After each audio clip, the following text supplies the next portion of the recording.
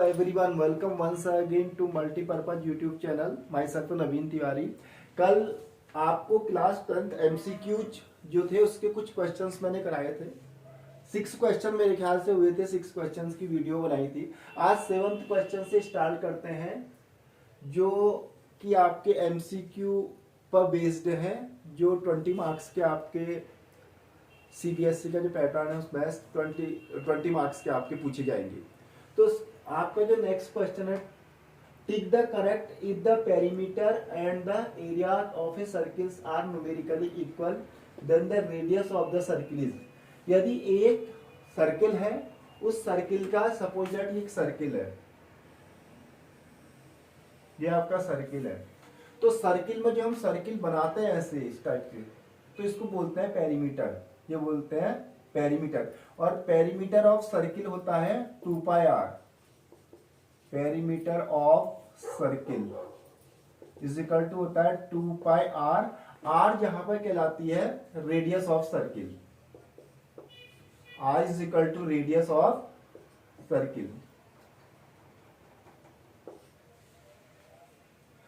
Are आपका कहलाते हैं रेडियस ऑफ सर्किल। तो जो कोड ये ऐसे, ये जितना भी यहाँ पर कवर कर रहा है, डिस्टेंस जितनी कवर कर रही है, सपोज ये एक लाइन है, ये लाइन अगर सपोज 10 सेंटीमीटर 10 मीटर की है, इससे मैं एक सर्किल बना देता हूँ ऐसे करके, इसको सर्किल में कन्वर्ट कर देता हूँ, तो इसका 2 पाई आर जो हो जाएगा वो कितना हो जाएगा, 10 मीटर हो जाएगा। ये इसका सर्कमफेरेंस कर देगा। सर्कमफेरेंस मतलब एक्सटर्नल पार्ट ऑफ सर्किल, पूरा की जितनी डिस्टेंस कवर होती है। तो पेरीमीटर ऑफ सर्किल आपका हो गया 2 पाई आर, इसको सर्कमफेरेंस बोला जाता है। And R numerically equal to radius of a circle, the perimeter and the area, area of circle होता है जितना सर्किल ने पार्ट कवर किया है, एरिया ऑफ सर्किल होता है पाई आर स्क्वायर। अब ये दोनों ही आपस में जो है इक्वल है। अकॉर्डिंग टू क्वेश्चन से आपको दे रखा है कि perimeter of circle equal to area, तो पेरीमीटर ऑफ सर्किल आपका हो गया 2 pi R is equal to किसके हो जाएगा, पाई आर स्क्वायर। क्वेश्चन में लिखा हुआ है the perimeter and the area of a circle are numerically equal then the radius of the circle is. तो इस केस में सर्किल की रेडियस क्या होगी, मतलब सर्किल की रेडियस क्या हो जिससे कि उसका पेरीमीटर और एरिया दोनों आपस में क्या आ जाए, इक्वल आ जाए। तो ऐसे केस में देखिए पाई से पाई कैंसिल कर दीजिए, आर से आर कैंसिल, तो रेडियस इज इक्वल टू 2। यदि किसी सर्किल की रेडियस 2 होगी तो उस केस में उसका पेरीमीटर एंड एरिया दोनों इक्वल होगा। इसको प्रूव भी कर सकते हैं, वेरीफाई कैसे करते हैं, वेरीफाई करते हैं, वेरीफाई अगर सपोज रेडियस 2 है तो हमने निकाला area, area is equal to क्या होता है, पाई आर स्क्वायर। तो आपका क्या हो जाएगा, पाई तो दोनों के लिए सेम है, पाई को पाई रहने दीजिए, तो ये आपका आ जाएगा 4 पाई, क्योंकि पाई तो पाई उसमें भी आना ही है। और जो आपका पेरीमीटर आ जाएगा इज इक्वल टू हो जाएगा perimeter 2 pi R, 2 pi R की जगह 2 आ जाएगा, तो कितना आ जाएगा 4। तो 2 के लिए आपका क्या हो रहा है, पेरीमीटर और एरिया दोनों क्या हो रहे हैं, इक्वल आ रहे हैं। तो इसका करेक्ट तो ऑप्शन आपका हो जाएगा ये वाला, 2 यूनिट इज करेक्ट। ठीक है, क्वेश्चन नंबर 7 यहां पर देखिए,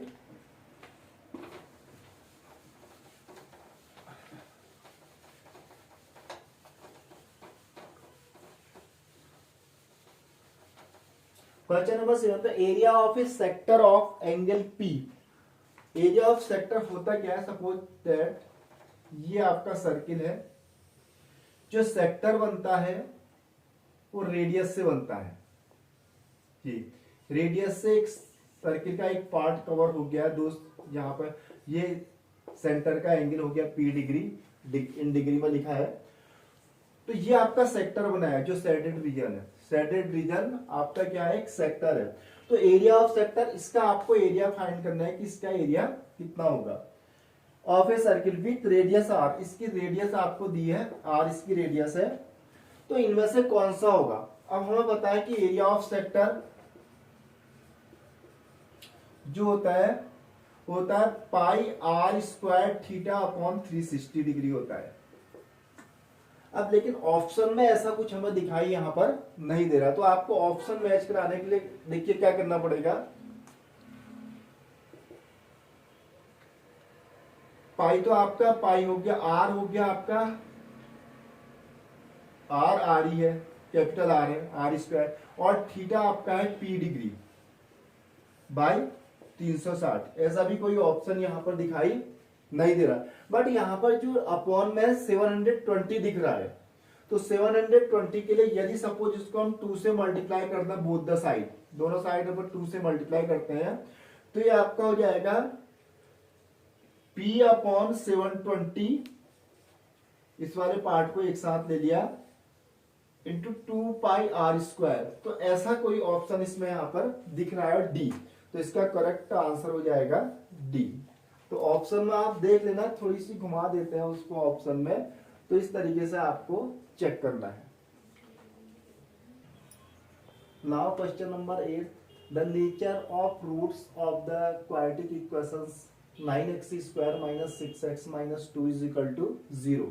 अब एक हमारे पास क्वाड्रेटिक इक्वेशन है जो इस फॉर्म की है, 9x square minus 6x minus 2 equal to 0 के फॉर्म की है। इसकी हमें नेचर बताना, इसकी प्रकृति कैसी होती है, कैसे इस जो क्वाड्रेटिक इक्वेशंस का जो है नेचर क्या होगा, उसकी प्रकृति कैसी होगी। इसके लिए आपको डिस्क्रिमिनेंट निकालना आना चाहिए। तो डिस्क्रिमिनेंट क्या होता है, जिसको हिंदी में विविक्त कर कहते हैं, discriminant D is equal to होता है B square minus 4ac, B square minus 4ac।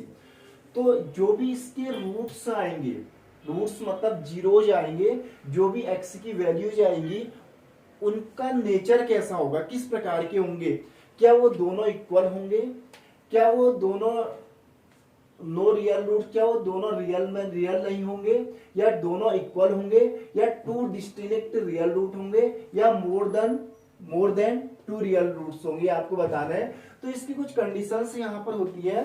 First condition यहां पर ये होती है, if B square minus 4ac is greater than 0, यदि बी स्क्वायर माइनस 4ac 0 से बड़ा होता है, बी स्क्वायर माइनस 4ac कहलाता है डी, डी मतलब होता है डिस्क्रिमिनेंट।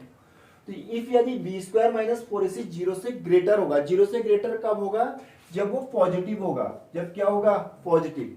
तो जब वो पॉजिटिव होगा तो 0 से बड़ा होगा, इस कंडीशन में इसके होंगे 2 डिस्टिंक्ट रियल रूट। एक तो आपका ये होता है। सेकेंड आपका होता है इफ, ये कुछ कंडीशन में आपको बता रहा हूं, if B square minus 4ac equal to 0 होगा, if B square minus 4ac equal to 0 means विविक्तकर equal to 0, discriminant equal to 0, then 2 equal real root, 2 equal real root. कहने का मतलब ये है कि रूट तो एक्स की जो वैल्यूज आएंगी दोनों सेम आएंगी, ठीक है, 2 इक्वल रियल रूट्स होंगे। और थर्ड आपका आता है, यदि B square minus 4ac less than 0 होता है। लेस देन 0 कब होगा, जब वो नेगेटिव साइन का होगा, जब माइनस में आएगा, जब डिस्क्रिमिनेंट नेगेटिव आएगा, तो उस कंडीशन में क्या होता है, नो रियल रूट होता है, नो रियल रूट। तो रूट क्या होता है, इमेजनरी, वो रूट्स जो होते हैं इमेजनरी कहलाते हैं। अब एट फर्स्ट इसको क्या करना पड़ेगा, हमें चेक करना पड़ेगा। पहले इसको चेक करते हैं ये कौन सी इनमें से किस चीज को फॉलो करता है, ठीक है। तो इसको चेक करने के लिए एट फर्स्ट जो भी हमें क्वाड्रेटिक इक्वेशन दी हुई है, जो general form of quadratic equation होती है, उससे इसकी कंपेयर करके एबीसी की वैल्यू फाइंड की जाएगी। At first the general form of quadratic equation, general form of quadratic equation, general form of जो क्वाड्रेटिक इक्वेशन होती है वो होती है ax square plus bx plus C. इससे इसकी कंपेयर करेंगे, कंपेयर, आपने इसकी कंपेयर करी तो एक्स स्क्वायर का कोफिशिएंट a, एक्स स्क्वायर का कोफिशिएंट 9, तो a इज इक्वल टू आपका क्या हो जाएगा 9, एंड x का coefficient b, coefficient of X B and coefficient of X minus 6, तो b इज इक्वल टू -6 एंड c is equal to -2, c की वैल्यू अब हम इसका डिस्क्रिमिनेंट निकालते हैं, जिसको कहते हैं d, डिस्क्रिमिनेंट, ये कहलाता है D. D is equal to होता है बी स्क्वायर माइनस 4ac। तो बी स्क्वायर माइनस 4ac में आप बी स्क्वायर में क्या लिखेंगे, -6 का स्क्वायर -4, ए की जगह 9 और सी की जगह -2, तो 36 minus minus plus 72, B square minus 4ac। तो ये माइनस माइनस आपका क्या हो जाएगा, प्लस हो जाएगा, तो ये आपका आ जाएगा 108। तो 108 डी की वैल्यू आपकी 108 आई, 108 इज ग्रेटर देन 0। यदि बी स्क्वायर माइनस 4ac 0 से ग्रेटर होता है तो इस कंडीशन में क्या होता है, 2 डिस्टिंक्ट रियल रूट होता है। तो इसका ऑप्शन हो जाएगा सी।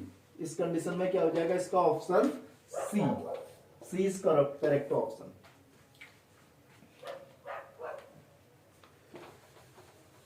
To distinct real root if B square minus 4ac is greater than 0।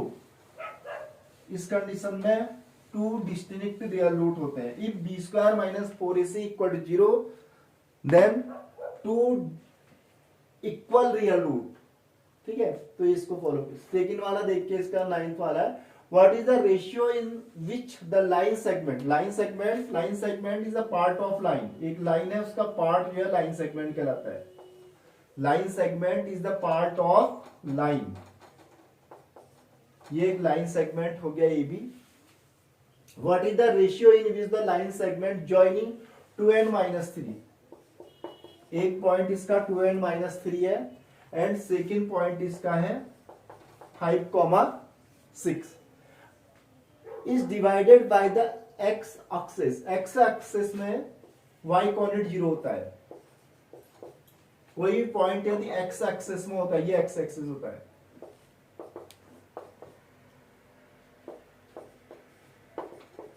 इस लाइन पर कोई भी पॉइंट होगा उसका y कोऑर्डिनेट क्या होगा, 0। ये और इस पॉइंट पर ये होता है y एक्सिस, ये y एक्सिस होता है, इसमें यहां पर x कोऑर्डिनेट 0 होता है। तो यहां पे क्या लिखा है, x एक्सिस, तो y कोऑर्डिनेट क्या हो जाएगा, इसका 0 हो जाएगा। अब ये जो AP और PB में रेशियो क्या होगा, ये M1 और M2 का रेशियो आपको निकालना है। तो इसके लिए आप क्या करेंगे, इसको x और y मान लेंगे, ये x1 y1 and x2 y2।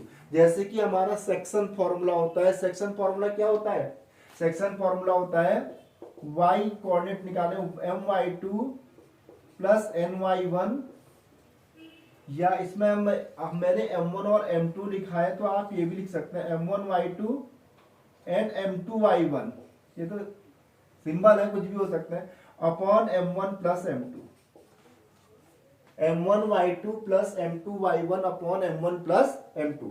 y इसलिए निकाल रहे हैं क्योंकि हमारे जो अननोन होगा क्वांटिटी एक ही रहेगी। अगर x निकालेंगे तो x भी अननोन हो जाएगा और m1 m2 भी अननोन हो जाएगा, तो उससे आंसर नहीं आएगा आपका। तो इसलिए जो भी 0 होगा उसी वही निकालेंगे आप, x निकालने की आवश्यकता यहाँ पर नहीं है। आप y कोऑर्डिनेट 0 है तो y निकाल, y m1 हो जाएगा आपका m1, y2 6, m2 आपका हो जाएगा m2 एंड y1 हो जाएगा -3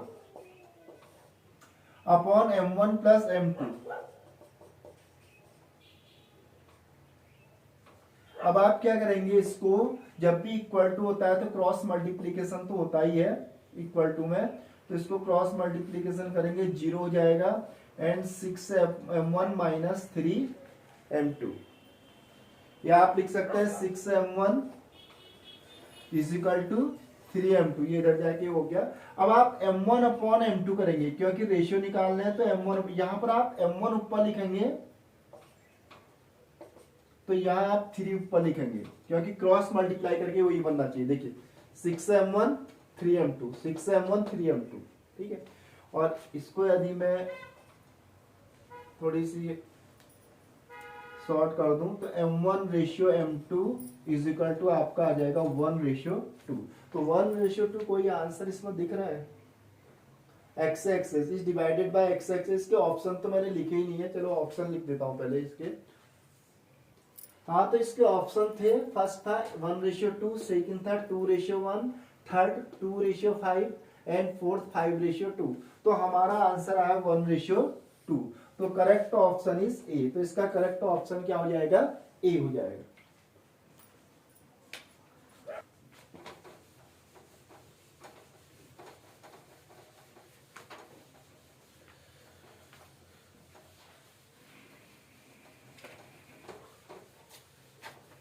एक ही आपका क्वेश्चन नंबर 10 है, क्वाड्रिलेटरल्स PQRS एक क्वाड्रिलेटरल्स है इस प्रकार का।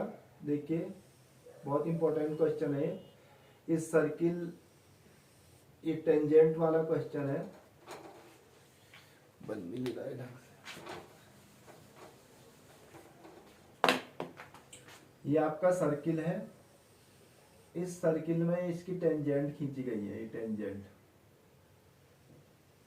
इस प्रकार से,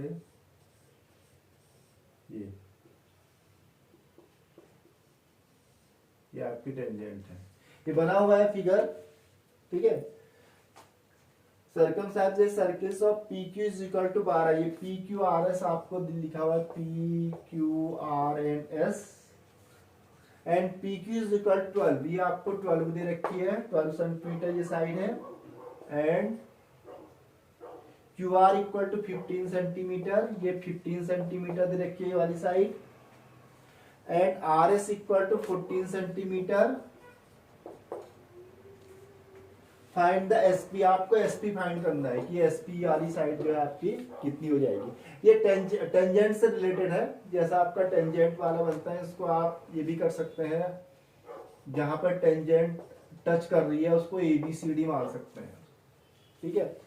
तो टेंजेंट में होता क्या है, एक्सटर्नल पॉइंट से कोई टेंजेंट यदि सर्किल पर ड्रॉ की जाती है तो आपस में इक्वल होंगी। तो आपका SA और SD इक्वल होगा और RA और RB इक्वल होगा, ठीक है। ये सर्किल वाले में इसकी एक वीडियो बना देंगे अब। तो QC और QB आपका इक्वल होगा, PC एंड PD आपका इक्वल होगा। यदि किसी सर्किल में किसी एक्सटर्नल पॉइंट से टेंजेंट ड्रॉ की जाती है तो दोनों ही टेंजेंट आपस में क्या होती है, इक्वल होती है, ठीक है। एक थ्योरम होता है, तो उसी पर बेस्ड क्वेश्चन यहां पर पूछा गया है। अब यहां पर हमें ये PS फाइंड करना है। इस PS को फाइंड करने के लिए यहां पर मैंने जहां पर टेंजेंट या ज्वाइन करी उसको D मान लिया, टच कर रही है, तो PD को हम मान लेते हैं X, let PD equal to X मान लिया, और SD को मान लेते हैं यहां पर, ऐसे लिख रहे हैं, SD मान आपका हो जाएगा Y, SD को क्या मान लिया, Y, इसको X मान लिया और इसको Y। तो X और Y का जो सम आएगा वही क्या कहलाएगा, PS कहलाएगा। अब जो टेंजेंट का होता है एक्सटर्नल पॉइंट से P से, तो PC और PD आपस में इक्वल होगा, PC इक्वल टू PD, क्योंकि एक्सटर्नल पॉइंट P है, इससे टू टेंजेंट ड्रॉ की गई है, एक PC और PD। तो आपका PD हमारा X है, तो हम PC भी कितना हो जाएगा, X,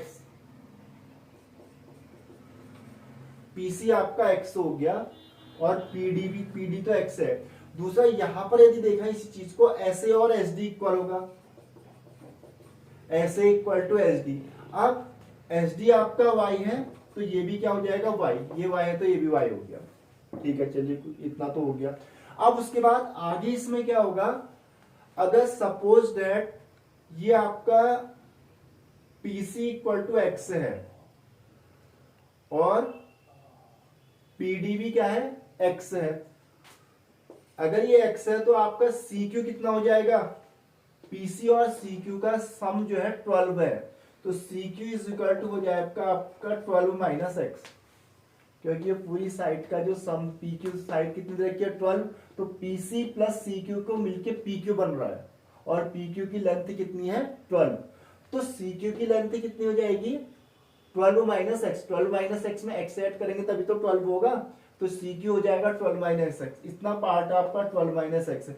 ये 12 माइनस एक्स होगा तो ये एक्सटर्नल पॉइंट से लग जाएगा इसमें, tangent from an external point, तो ये भी आपका कितना हो जाएगा, 12 माइनस एक्स हो जाएगा, QB, because QC equal to QB, QC is equal to Q B, तो ये भी आपका हो जाएगा 12 माइनस एक्स।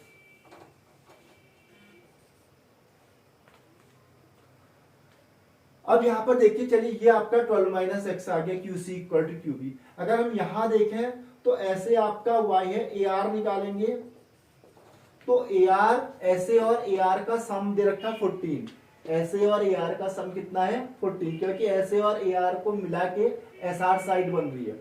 तो ए आर यदि फाइंड किया जाएगा तो एस आर में से ए एस को माइनस कर लेंगे तो ये हो जाएगा 14 माइनस वाई, ये वाली साइड आपकी 14 माइनस वाई हो जाएगी इतनी, क्योंकि इन दोनों को ऐड करेंगे तभी 14 के इक्वल होगा।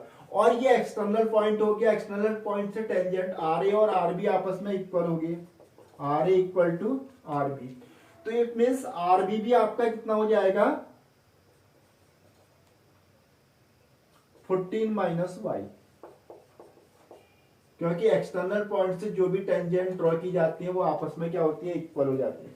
तो आर ए 14 माइनस वाई है तो आर बी कितना हो जाएगा 14 माइनस वाई।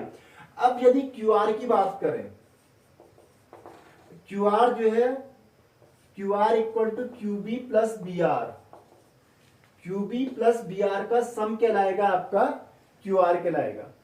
अब क्यू बी कितना निकाला आपने 12 माइनस एक्स, और क्यू आर आपको गिवन कितना है according to question, Q R is equal to 15, तो then 15 is equal to Q B आपका हो जाएगा 12 minus x plus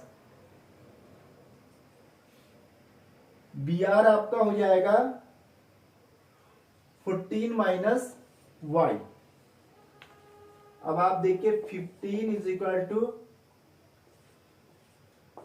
minus x minus y, अगर 15 को यहां ले जाए 15 माइनस 36 करें और माइनस कॉमन ले लें तो x plus Y, minus 11 equal to minus x plus Y, and minus से minus cancel, x plus Y equal to 11, और x प्लस वाई का सम ही क्या कहलाएगा पीएस, यही पीएस के इक्वल है।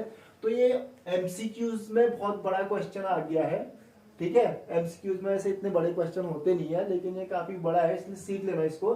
तो x प्लस वाई इंडिकेट कर रहा है पीएस साइड को, तो पीएस इज इक्वल टू आपकी आ जाएगी 11 सेंटीमीटर। तो करेक्ट आंसर इज डी, तो इसका डी आंसर करेक्ट है 11 centimetre. Okay, thanks for watching.